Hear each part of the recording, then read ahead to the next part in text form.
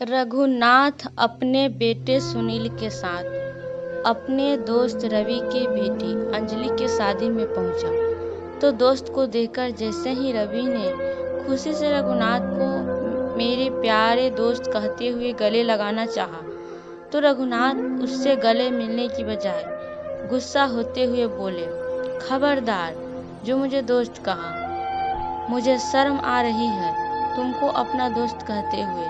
चंद पैसों की खातिर अपनी बेटी की शादी एक शराबी से करते हुए तुम्हें शर्म नहीं आई?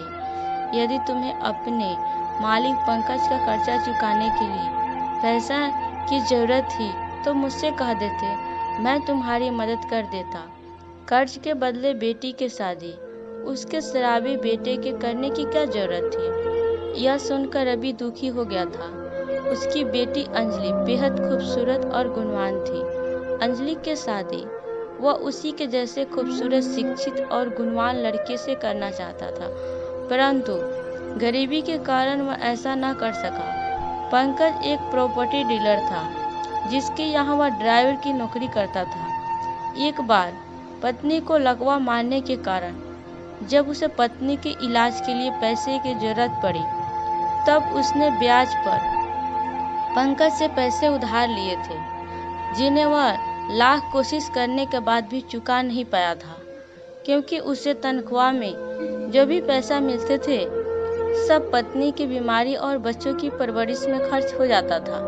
एक दिन जब पंकज पैसे मांगने रवि के घर गया तो अंजलि की खूबसूरती देखकर वह इतना प्रभावित हुआ कि उसने अपने पैसों के बदले अपने बेटे पुनीत, जो कुछ काम करने के बजाय अपने पापा के कमाए पैसों से शराब पीकर दोस्तों के संग आवारागर्दी करता था, के लिए अंजलि का हाथ मांग लिया था, जिसे रवि ने तुरंत स्वीकार कर लिया था, क्योंकि बेटी के हाथ पीले करने के लिए उसके पास कुछ भी पूंजी ना बची थी। ऊपर से पंकज रोज अपने पैसों का तगादा करता था। विवाह के दिन जब अंजलि जयमाला डालने के लिए स्टेज पर आ रही थी तब उसने देखा पुनीत अपने दोस्तों के साथ शराब के नशे में झूम रहा था। अपने होने वाले पति को शराब के नशे में देखकर अंजलि वहीं पर फूट फूट कर रोने लगी थी। उसी वक्त रघुनाथ भी वहीं आ गया था। अंजलि को रोते देखकर उसने उससे रोने का कारण पूछा तो अंजलि रोते हुए बोली, काश मेरी शादी इस शराबी से न होकर किसी संस्कारवान व्यक्ति से होती तो कितना अच्छा होता। ऐसे व्यक्ति से शादी करके जिंदगी में खुशियों के बदले दुख ही मिलेंगे। आज कर्ज के बदले मुझे अपनी खुशियों की बलि देनी पड़ रही है। अंजलि की बात सुनकर रघुनाथ कुछ सोचते हुए बोले, बेटी तुम शांत हो जा, मैं अभी कुछ इंतजाम करता हूँ। यह कहकर वे इसके पापा के पास चले गए थे और अंजलि की शादी अमित से करने पर खेद जताया। तब रघुनाथ की बात सुनकर रवि दुखी स्वर में बोला, मुझे शक था कि कहीं तुमसे पैसे मांगने के कारण हमारी दोस्ती में दरार न आ जाए, क्योंकि जब मैं अपने मालिक का कर्जा ही नहीं चुका पाया तो तुम्हारा कर्जा मैं कैसे चुका पाता। इसलिए मैंने तुमसे पैसे नहीं मांगे। अब गुस्सा छोड़ो और खुशी खुशी अंजलि को उसके सुखमय जीवन के लिए आशीर्वाद दो।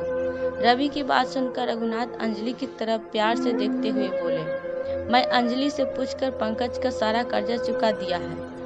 अब मैं अंजलि को तभी आशीर्वाद दूंगा जब वह मेरे घर आंगन की लक्ष्मी बनेगी, ताकि अंजलि की जिंदगी खुशियों से भर जाए।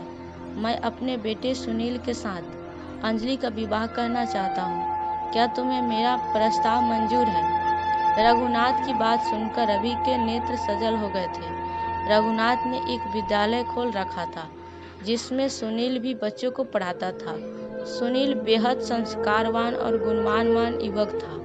उसके साथ बेटी का रिश्ता जुड़ते देखकर उसके दिल से बहुत बड़ा बोझ उतर गया था, क्योंकि आज बेटी को रोते देखकर वह मन ही मन पंकज के बेटे से उसका रिश्ता कर मन ही मन पछता रहा था, परंतु कर्ज की मजबूरी के कारण वह कुछ न कर सका था।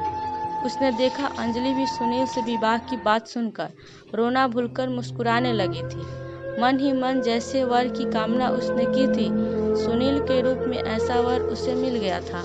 बेटी का मुस्कुराया हुआ चेहरा देखकर रवि ने रघुनाथ को विवाह की स्वीकृति दे दी थी और दोस्त का आभार व्यक्त करने के लिए जैसे ही रघुनाथ के चरण छूने लगा, रघुनाथ ने रवि को गले से लगाते हुए कहा, आज के बाद मेरी निष्ठा पर कभी शक मत करना।